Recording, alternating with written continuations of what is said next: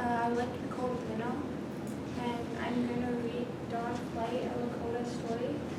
It is written by Kevin Locke and illustrated by Jessica Bond in Epno. And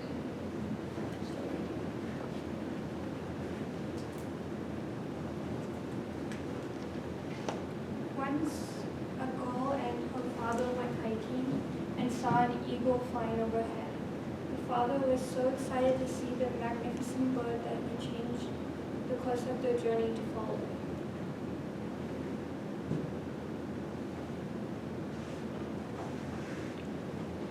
His daughter asked him why they were following the eagle.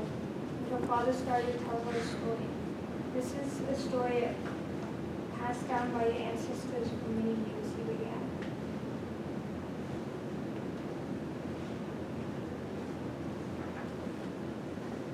There was a time when people who roamed these lands were not good to one another. There was a great unhappiness that spread across these hills and valleys like a disease.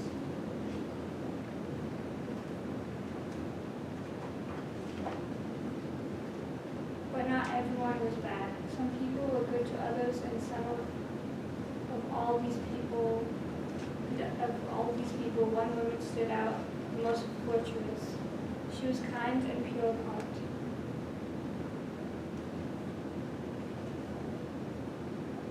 One day a flood came to cleanse and renew the earth. The skies went dark, and a deafening clap of thunder echoed through the valley. The rain began to fall as if it would never stop.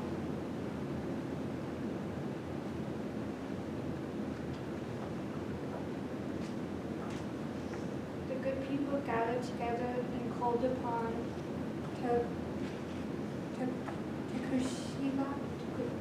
Kushia, the grandfather above. They asked him to see and hear what was noble in the people of this land, and to save the kindness in their hearts.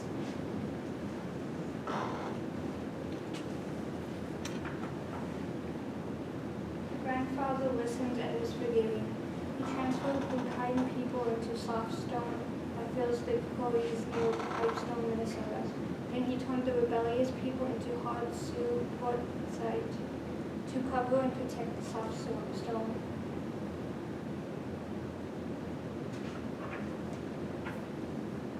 There was only one survivor of the human race, that kind, virtuous woman.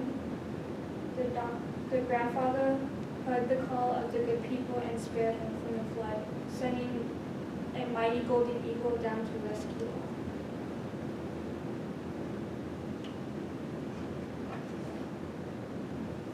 From the skies came a loud sound of beating wings.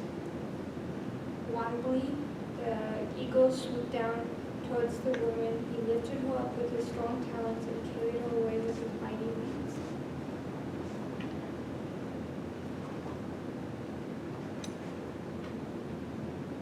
They flew to the only thing that stood above the flooded earth, Shalwaka, the great tree of life. It was a gift from the grandfather, a magnificent tree full of energy and vitality that connected the earth with the spirit world.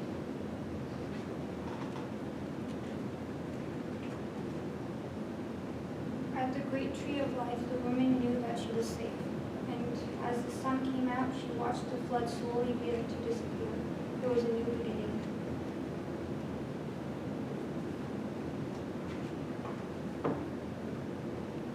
From his perch on the tree, the eagle made a shrill call. The woman knew he was talking to her and understood what he said, as easily as you can understand me speaking to you. The eagle visited the woman each day and taught her how to live a good life.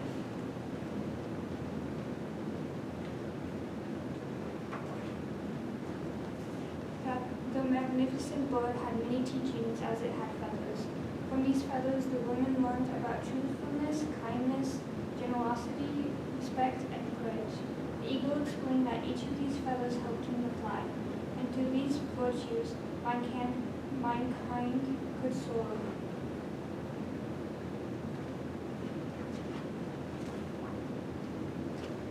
From the woman, a new race came to us. Every day she prepared a meal for her family and passed on the knowledge of the eagle had given him. Each time people followed these lessons, it carried them above the problems and the darkness of the world like eagle wings.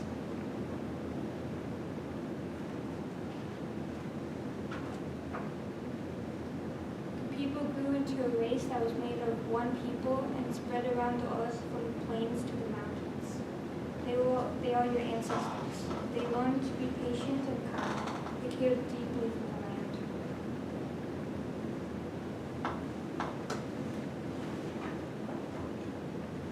Each time the people saw the eagle flying ahead, they saw the bird's broad wings and were reminded to live a life according to the eagle's teachings.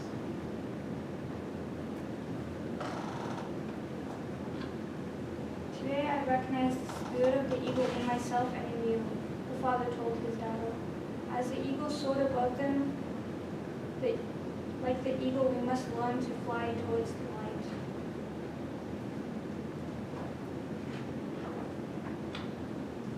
As the father finished his story, the two found themselves in a clearing. No sooner had they stopped to admire the view when an eagle feather came floating from the sky and landed at the girl's feet.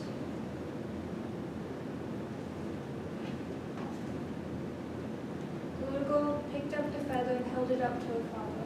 Little one, he said, the eagle wanted you to have one of his feathers. This is a great blessing.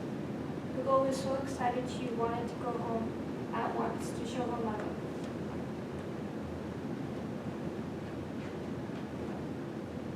When she had shown the feather to her family and her friends, the girl put it in her bedroom, where she would look at it every day and promised to recognize the eagle in herself and others, and always to soar above the darkness into the light.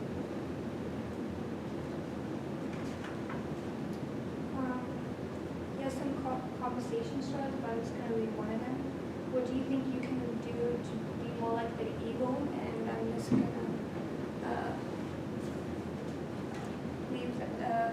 leave you with that question in mind, and thank you for listening. Hey.